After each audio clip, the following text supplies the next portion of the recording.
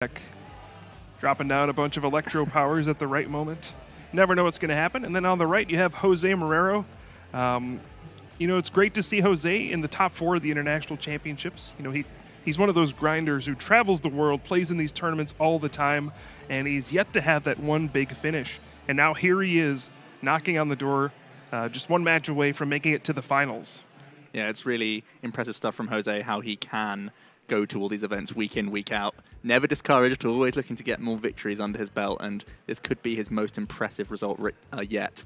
Speaking of results, let's take a quick look at what Isaiah's done previous to this tournament. He's not too shabby of a player himself. Top 4 of the US Nationals back in 2014, a Dallas regional finalist, as well as a top 8 in Portland regionals. And you can see there the 4 cards that really do signify what his deck is all about. Literally just spamming the use of Thunderous Assault whilst using as many Stellar Wish abilities as possible to really make your hand grow and grow into big threatening turns that can come out of nowhere. Yeah, it is very bizarre to see Isaiah not using Zoroark GX. He has basically exclusively used that card in both Standard and Expanded to great success. And now we see him on the Zapdos Jirachi train, and I mean, you see why. He's switched from Zoroark to Zapdos and made it all the way to the top 4. Still trying to use as many abilities as possible, but this time just from a basic. And just a smaller Zoroark. Yeah, essentially that's what he's using. For Jose, he's had plenty of results under his belt as well. Let's get a quick look at some of those previous finishes from him. Top 16 at US Nationals in 2013. This player has been around for a long time, as we've already mentioned. Lots of regional finalist results, and also a Georgia State champion in 2016. Yeah, and both these players are just very fun to be around. Jose is one of the nicest people you'll ever meet, always got a smile on his face, loves to joke around. Isaiah the same way. So it's hard not to root for both of these guys. We should see an excellent matchup, and hopefully we can get this underway, and we'll see which player will go to the finals first. These two at this point in the tournament will be very familiar with what the other is playing. Ooh. That's pretty ugly. 2 copies of Guzma and 2 copies of Professor Kukui. Okay. Not great there for Isaiah. Let's see how the prizes shape up for Jose. That's a lot more reasonable, as he does play 2 copies of Marshadow for Let Loosing. Nothing too painful for him. And we'll see who gets to win the coin flip and who gets to go first here. It's interesting, we've seen other builds of the Pikachu and Zekrom GX decks incorporating some elements of Zapdos, but Jose just has one mode, and it's just all GX focused. So Jose did win the ever-important coin flip, so he will go first. He does open up with that Oranguru, and we see the Acro Bike. This is all about burning through your deck as quickly as possible, playing Acro Bikes, playing Marshadow to let loose, and just trying to set up that turn 2 Pikachu and Zekrom GX full blitz and say, hey, you got to deal with this. If you can, well played. Yes. But if not, I'm going to run you over with this huge 240 HP basic Pokemon. And even against non-GX decks, if you're using Let Loose and giving someone a slow start, you can simply bench people for a win condition if they don't get enough basics down on their board. Isaiah only with 1 Jirachi on his field at the moment. We see Jose opting for a Zeraora GX for his early turns. This card is very important in this deck. Part of the combination in many regards, because you can simply attach to whatever active Pokemon you start with and get it out of that active spot. When you have so many energy switching cards, you never really mind committing energy anywhere in this deck because you can throw them onto the correct target later down the line. So you're never too punished by just throwing energies where you like. Yeah, this reminds me of an old combo or trick that we used to see with Darkrai EX with that Dark Cloak ability, where you would attach an energy to the active, it would get free retreat, so then you retreat to the thing you want to attack with, and then you energy switch to move the energy over there. Just the flexibility that an ability like Zeraora GX's Thunderclap Zone gives you. You still have even more actions coming from Jose. He's holding on to a Pikachu and Zekrom Tag Team GX in his hand. Boy, that looks also terrible. Acrobike. But no, he's just going to pass it over. And his hand looks pretty bad. I mean, he's got a lot of energy switches, but not a lot of energy to switch. Go figure. Playing 6 energy switches. Yeah. And I mean, no let loose. No. Nothing really disruptive on the first turn. Just played an energy and passed. That's not what you expect from this explosive deck. We do see Isaiah kicking off his turn with that Stellar Wish from the off. Looks like he's Lilying, but his hand is full of lilies as well. Essentially has to Cynthia instead here. I mean, you love having an opening hand with a Lily in it, but when you have 3 of them, that means that's a bunch of cards you can't play. So it's a draw to you have 8 cards in your hand, but if you have 5 or 6 cards you can't play, then Well, you rather Cynthia. Looking a little unlikely now that Isaiah will be able to take a prize card this turn, Oranguru with 120 hit points, and doing 80 damage to the Oranguru doesn't feel great either. So from this 6, he'd love to find himself, ideally, something like an escape rope. Even getting some prior damage on Absol wouldn't be too shabby. Anything that's not the Oranguru, really, in my opinion.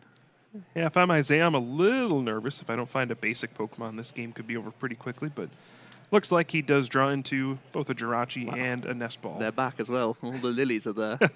No energy cards for Isaiah, though, so no attack coming down this turn, unless he was somehow able to use his Jirachi to Stellar Wish into his 1 copy of Energy Lotto.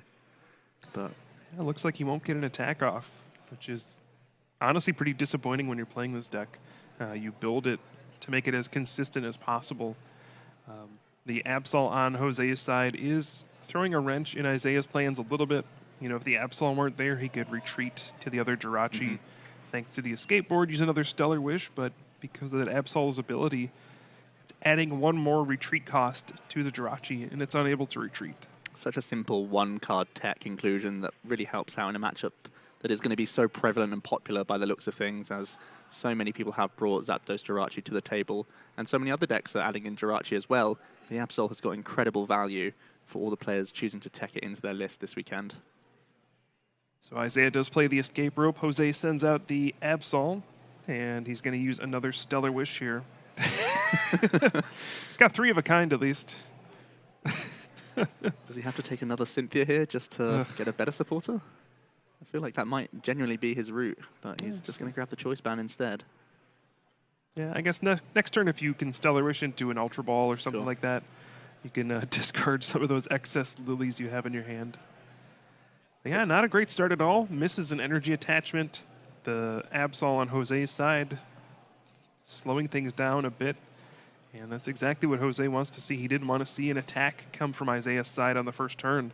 We do see Shrine of Punishment, so there's going to be 1 damage counter placed onto the Zero Aura GX between turns. But all in all, not too bad if you're sitting on Jose's side. 2 of the most aggressive decks having 2 fairly awful opening turns. The Acrobike for Jose does get him into Let Loose, though. As I wouldn't mind that when there's the amount of lilies that he has in his hand. Here comes the first Tag Team GX Pokemon from Jose, committed to the field. Giving up 3 prize cards is always a little risky, but as we say, Jose has fully teched out his deck in terms of going all in on the combo of getting this Pikachu and Zekrom off. He has no plan B here. Yeah, Jose's got 2 Electro Powers in hand, and he might just be thinking, you know what, Electro Power is not good in this matchup. I'm pretty much getting 1-hit knockouts on all of Isaiah's Pokemon anyway, so why not just play him? Jose, when we say he's all in, he doesn't even play things like Zapdos. No. He's just playing all big GXs, trying to let loose his opponent down to a low hand size, and then just barrel over the opponent with that Pikachu and Zekrom GX. But both players so far are stumbling a bit, and their strategies are just not working the way they want them to. Good to see from Isaiah there. He even chuckled and showed Jose the 3 lilies that he was sat on. They're still good friends at the end of the day, and even in this high-pressure top 4 situation where there is so much on the line, they're still able to have fun here. As we're going to see the let loose from Jose, let's see what else he can achieve this turn. It would still require a good amount of things if he was to get a big attack off this turn. Yeah, no supporter card, though.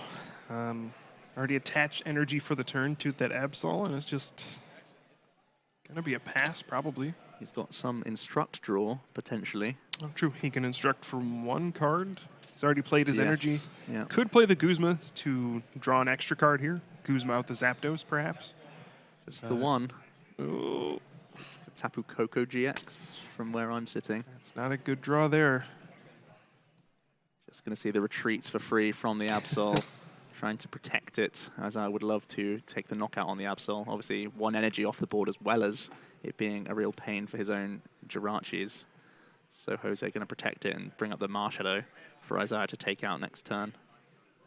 Man, I was expecting to see some quick, hard-hitting action, and so far it is greatly disappointed. They've promised so much. They've all been saying how they can get these turn 1 and turn 2 full blitz into Tag Bolt, and even Isaiah's Zapdos promises so often to go for a Thunderous Assault on turn 1. Both players not getting the ideal starts. Yeah, I mean, Jose's top 8 match lasted like 10 minutes. It was a Pikachu and Zekrom mirror match. And like before anyone else finished their first game, Jose had won his match. Pretty nice. Pretty nice to have that feeling that the games go quick and it's win or lose, fast games. And sometimes that's indicative of let loose. You just got to try and ride the wave sometimes. Get yourself as set up as possible and then just try and steal games from people, even when they have answers in their own deck list to try and beat your archetype. If you just give them the low hand size, you close the game out in too many turns. Yeah, and there's something to be said for that. A deck like Isaiah's, where you're constantly using Jirachi and figuring out which trainer cards to take and needing to sequence things in the correct order, I mean, that can be exhausting over the course of a weekend. I mean, he's done it pretty much flawlessly over the weekend, but you could see at some point just the mental fatigue can add up. Whereas if you're playing Jose's deck, where it's kind of a one-track deck, where you're just like, yeah, full blitz, your turn, that can be good for your longevity over the course of the weekend, where you're just doing the same thing over and over and hoping it gets you there. I'm sure it's helped him out throughout this weekend. As you said, he's just had a nice 40-minute break. He can chill out, grab a snack, have a drink. These things we are all humans, and these things are big advantages, really. Isaiah's had to sit through a grueling hour and straight back into another grueling hour of playing Pokemon. So these small advantages are a big deal in these high-level situations. So Jose has an Ultra Ball in hand. He could play it down here and get another Marshadow, but it looks like he's going for Tapu Koko GX here. Here it comes. All three energies onto the Tapu Koko GX. Sky High Claws, obviously enough to deal with the Zapdos. And again, one more Instruct. Yeah, just Instruct for one card, trying desperately to find some supporter card to draw some extra cards. He doesn't play a lot. He's got 3 Cynthia, 3 Lily, and 1 Erica's Hospitality. And he's prized his other Marshadow, let's not forget. So this Ultra Ball can't get him Marshadow, which is definitely awkward. He does play 1 Tapu Lele GX in his list as well. Gonna see the Ultra Ball here. Yeah, it's very interesting. A lot of the time when you see this Pikachu and Zekrom deck, players shy away from putting down their Pokemon GX because you don't really want to have that negative trade-off where your opponent's using single prize attackers to knock out your GXs and getting multiple prize cards. But Jose has no fear. He's just benching every single GX he can find. He's got Tapu Koko out there, Zeraora, Pikachu and Zekrom, and now Tapu Lele. He's just saying, hey, my deck only knows how to do one thing, attack as hard as I can. And if you can deal with it, then congrats. But I'm going to put the pressure on. Yeah, some of the other Pikachu Zekroms have tried to go a little halfway house, have some element of non-GX, but in mirror match situations, you'll just have way more clunk in your builds.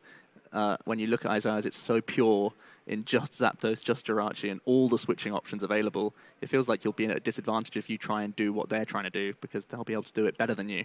So Jose's trying to go for a different route and just make sure his deck's doing the best it can do and hope that that's enough to win in a situation like this, as he takes his first prize card of the game to level up the race right now. Shrine of Punishment's still going to be putting some extra damage and putting things into a slightly better range for Isaiah, which is definitely an advantage he's gaining over these turns. Yeah, that's a major point in this game so far. Jose has been unable to get rid of that Shrine of Punishment, and it's slowly chipping away at all those GXs on his field. At some point, that's going to add up and make it easier for Zapdos to knock out those big GXs. And even though it only does 80 damage with that Thunderous Assault, when you have things like Shrine of Punishment slowly adding damage, you have Choice Band adding 30 damage, Electro Power adding 30 damage, you can see how this simple Zapdos card can be the powerhouse of this deck. Isaiah picking up an Ultra Ball with his first Stellar Wish of the turn. It's not out of his range to knock out this Tapu Koko GX at all. It's actually not too unlikely, really. There's already a Choice Band on his Zapdos. There's already 1 Electro Power in his hand. The Absol's pretty much the only thing making life difficult for Isaiah right now. Yeah, we could see Isaiah pull off a Tapu Koko GX of his own. He does play one of those in his deck. One of the few tech cards he is running in this deck. You have the Tapu Koko Prism Star using Dance of the Ancients to get 2 Lightning Energy onto your benched Pokemon. And then you slam down Tapu Koko GX, Arrow Trail, and use Tapu Thunder GX for a knockout. It's a great way to respond to opposing Pikachu and Zekrom GX after they've used full Blitz. If they were gutsy enough to get 6 energy in play, they get immediately punished by Tapu Thunder GX. It looks like that's what he's eyeing up this turn. The Tapu Koko GX is already in hand. Thanks to that Ultra Ball, there are now 2 Lightning Energies in his discard pile, so the Dance of the Ancients going to get the full value here. he can put them onto his Jirachi and Zapdos simply to Aero Trail them into his new active, which will be his own GX Pokemon. He's also got the manual attachment as well, which he can throw basically anywhere, seeing as though the Tapu Koko can steal all those energies for himself. Looks like he's going to go with the Electro Power. This way he can just sky-high claws for the knockout. He could also attack with Zapdos. It's going to be a little bit off, I believe. Yeah, it'll just do, well, just 140 damage. Yeah. Then 10 from the Shrine of Punishment, so not quite enough. He knows that Jose does not play any healing cards, so he's hoping that maybe just doing enough damage to this will put Jose in range of just a Shrine eventually getting him there. So some disciplined play from Isaiah when there's a knockout in your hand and you choose not to go for it just because you want to stay as non-GX as possible. It's good discipline, and it's respect, really, for Jose's build that it can get all these energies out of anywhere as well. Yeah, and even if Jose does have a counter stadium this turn, at some point, Isaiah's going to find another Shrine of Punishment, and that will finish off that Tapu Koko GX. So even though it looks a little strange to not take the knockout here, I think it's going to work out all right. Some of these Pikachu and Zekrom decks could run things like Acerola or Max Potion, where this play would really get punished, but it doesn't look like Jose is running any of those cards. They were definitely some cards that we saw involved in the Japanese builds initially. We saw even just one copy of Acerola or one copy of Max Potion alongside Volkners. But it feels to me that every one of the lists that we've seen this weekend, they've just stripped them away and gone even more combo-orientated.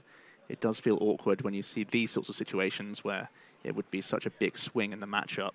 And it's almost that people disrespected the Jirachi Zapdos archetype coming into this tournament in many ways. We've seen so few players running Alolan Muck to shut down Jirachi, and so few players running healing cards.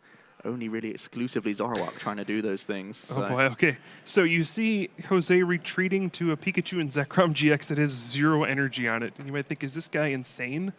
And then he plays an energy switch. And then he plays another energy switch. And just like that, Pikachu and Zekrom GX is powered up. Here we go. From and that's 3 energy to, 7. That's one argument you can make for knocking out that Tapu Koko GX. If you can wipe out all the energy on Jose's side, it really takes away his options. But, I mean, right now it looks like Isaiah's in full control of this game. At the end of the turn, Tapu Koko GX will be knocked out by the Shrine of Punishment.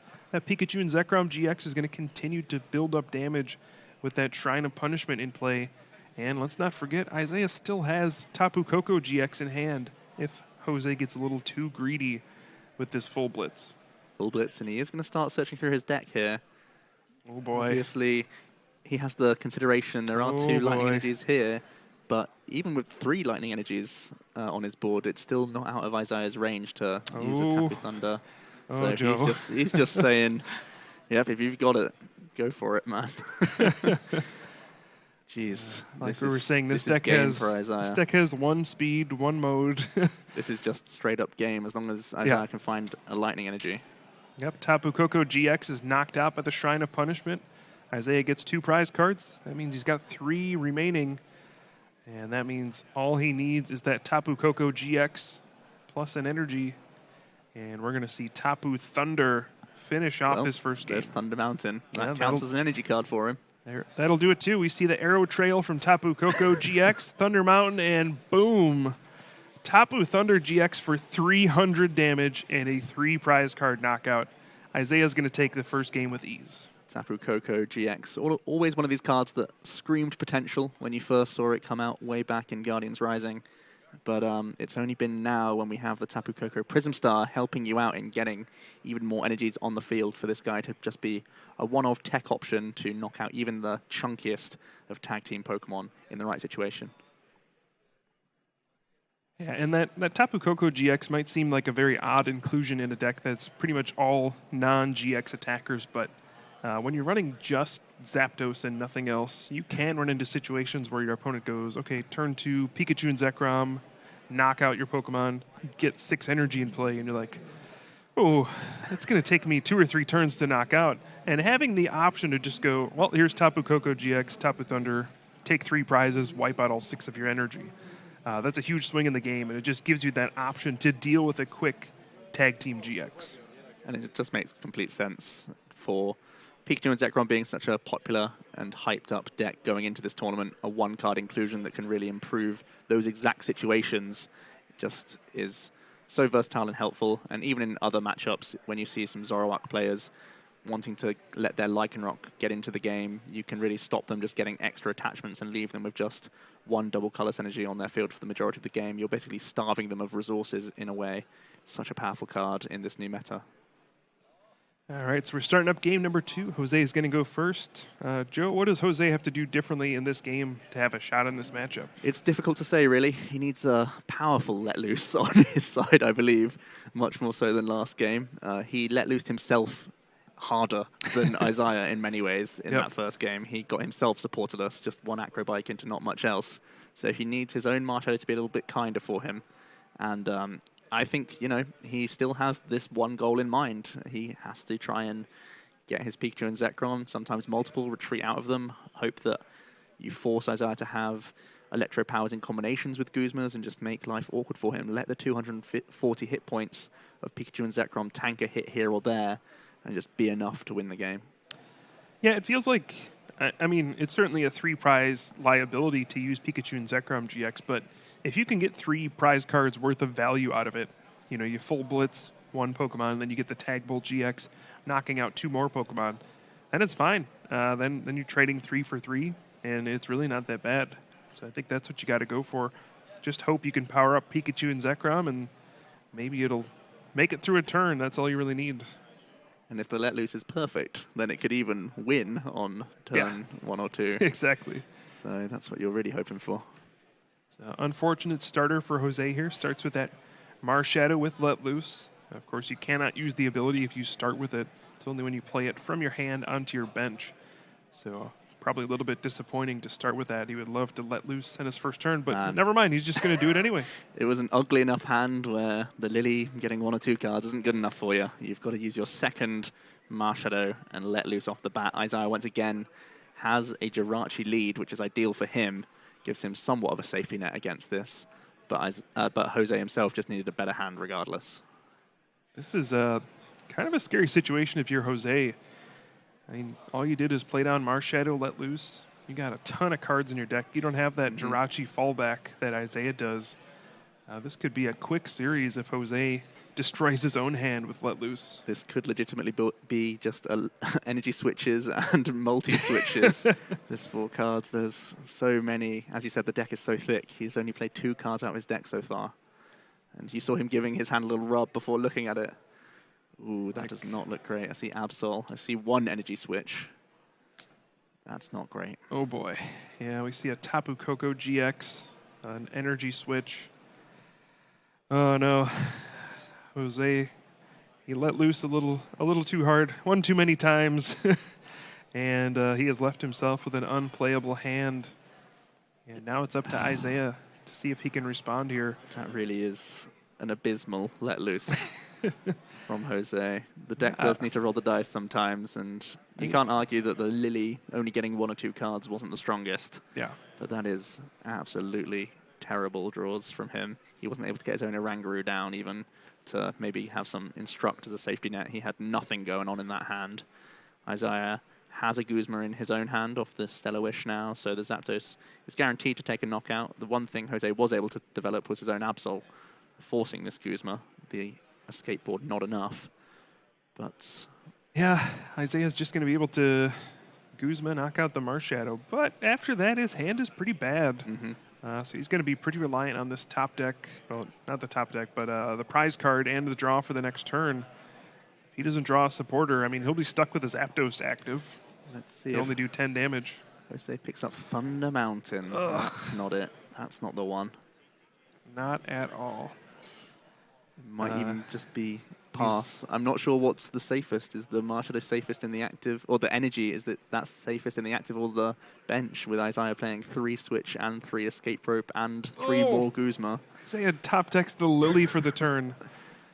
That's absolutely massive. He's able to get himself 5 fresh cards, looking for draws into the switch. Yep. Now with Absol knocked out, That's enough to let him get back into his Jirachi, Stellar Wish again, and take another prize card this turn. This is really horrible scenes to see for Jose. Yeah, and perfect situation for Isaiah. Able to switch into Jirachi so he can get the Zapdos to the bench, reset that Thunderous Assault, use a Stellar Wish while the Jirachi's up there, and then retreat back and take another prize card here. And as you said, it's going to take out the energy on the Marshadow as well, so kind of eliminating any of those Tapu Koko GX plays or one of the many energy switches Jose has in his deck. It's just looking like Isaiah's going to run away with this. And, you know, it's probably a relief for him that he finally gets a quick match in what's been a grueling day of hour-long matches with this non-GX deck. It's really good to see him as well, really thinking hard about that Stellar Wish. Sometimes when you see your opponent doing so poorly with their hands, you could get overexcited and just be taking those prizes one after the other and trying to just win the game as quickly as possible. In this case, he's really agonizing over his choices and making sure that if Jose is ever going to mount a comeback, you still have the answers in your hands. So it may feel a moot point, him getting the Guzma at this stage in the game when he's already fairly far ahead, but you just got to keep chugging along and get as many uses out of your Jirachi as possible to put yourself in an even better position. No matter how good Jose's hand is, you're just going to continue to have the answers. We're seeing him nest balling out another Zapdos at this point before just retreating and going for a Thunderous Assault to take another prize here. Yeah, I mean, this is the top 4 of an international championship. You don't take anything for granted. Make sure you're making all the correct plays so you can secure your spot in the finals. Jose draws an Acrobike. Okay. When there's an Acrobike, there's hope. Gives him some life. It's off camera. Can't really see what's in there. Well, he's having to think, so he's not just dead in the water.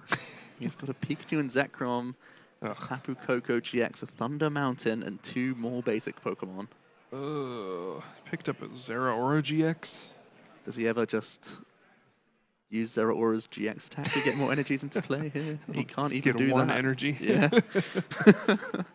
No. Oh, man. This is heartbreaking for Jose. Bench and pass. Back to Isaiah. He did have that Guzma from the Stellar Wish last turn.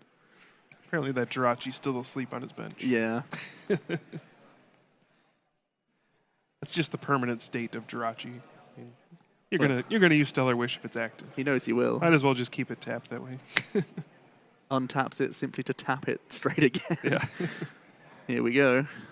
Stellar Wish for the turn. He's got himself switch escape rope. He could take the rope just to take another single prize card. There's also Nest Ball available if he wants to develop more Jirachis for future turns. Yeah, and Isaiah's just going to take such a massive lead in this game. Jose's Absol's already gone, so the Jirachi escape board engine is free to run wild.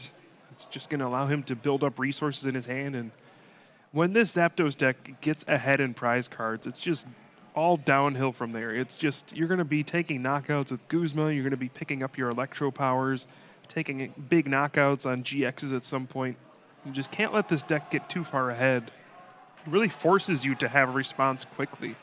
And if you ever stumble like Jose is doing right now, they're just going to close out the game before you can come back. Yeah, it's really not the flashiest of decks. 80 doesn't feel threatening compared to some other attacks that we've seen this weekend, but it's just the raw speed and the frequency of getting hit for an 80 turn by turn. No, Jose draws another energy switch. There's no energy to be switched.